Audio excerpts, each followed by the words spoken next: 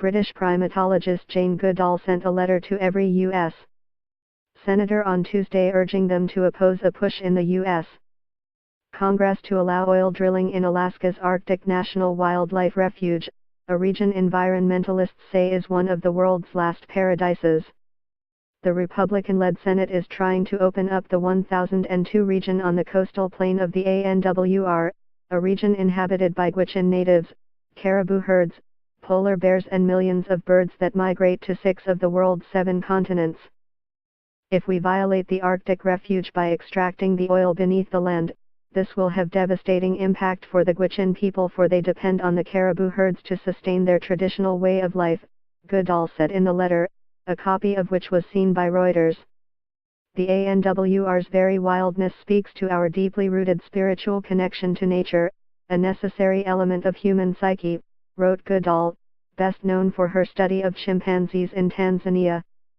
Last week, a group of 37 U.S.-based scientists whose research focuses on Arctic wildlife asked senators to not open the ANWR, saying that drilling would be incompatible with the purposes for which the refuge was established.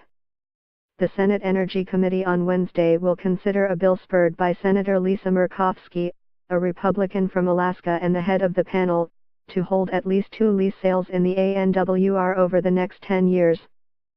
Some native Alaskans support drilling, believing it will provide jobs.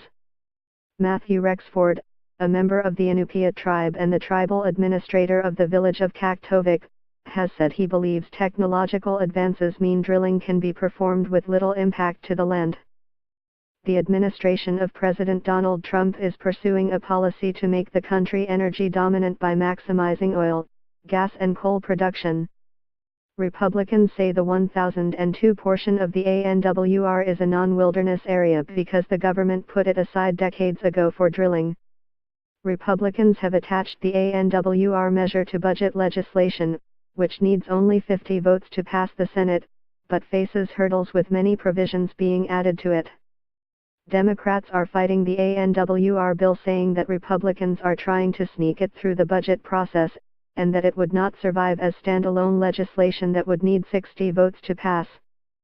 Senator Maria Cantwell, the top Democrat on the Energy Committee, told Reuters she was urging her fellow lawmakers to listen to scientists.